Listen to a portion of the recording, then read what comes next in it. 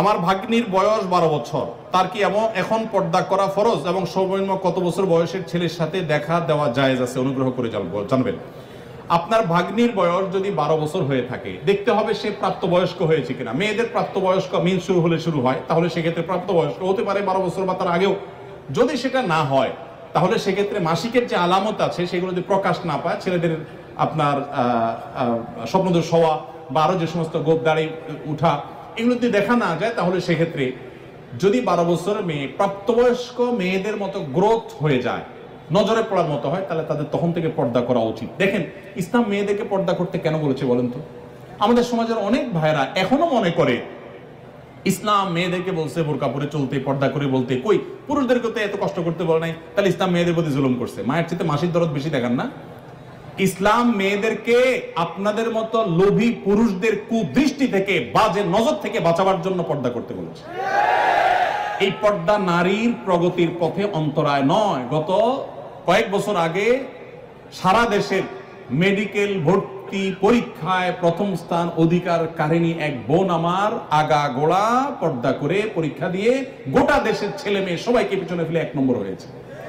তাহলে পর্দা কি মানুষের উন্নতির পথে অন্তরায় হয়? আমার অবাক লাগে পৃথিবীর সে সমস্ত মানুষদেরকে দেখলে, যে সমস্ত মানুষগুলোকে দেখি যে তারা নারীদেরকে স্বাধীনতার নাম দিয়ে নারীদেরকে হাফ প্যান্ট পরায় দিচ্ছে। এসির মধ্যে কোন হল রুমে ঠান্ডা, পুরুষগুলা সবগুলা একেবারে ফুল প্যান্ট পরে, আপনার জ্যাকেট পরে সে নিজেকে সেভ করে ফেলছে। আর ওই বেচারি মেয়েকে বুঝাইছে, তোমার আধুনিকতা হলো তুমি হাফ প্যান্ট পরো, উপর দিকেও শর্ট, নিচের দিকেও শর্ট থাকো। আমার কথা হলো, এই শীত বেচারিদের আছে না নাই?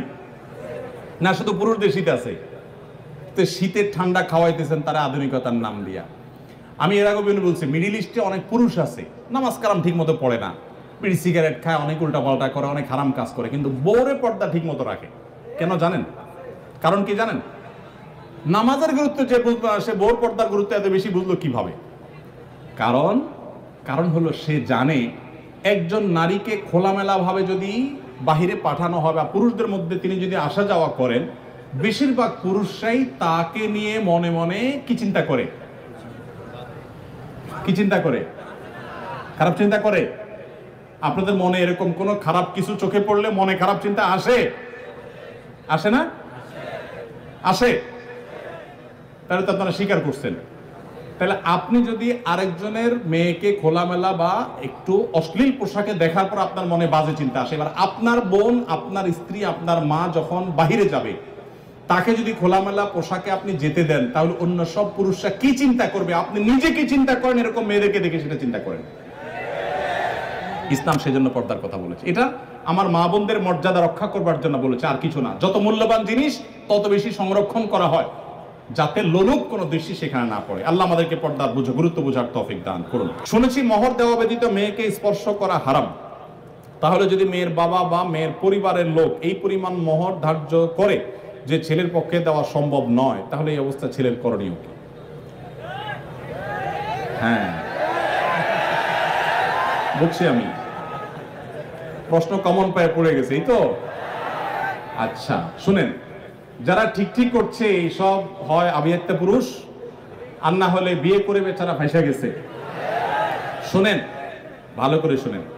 প্রথম কথা হলো যে মোহর দেওয়া ছাড়া স্ত্রীকে স্পর্শ করা হারাম, এই কথা ভুল। প্রশ্নে যিনি লিখেছেন এটা সঠিক কোনো কথা না। মোহর ধার্য করলে সেটা দিতে হবে বাধ্য।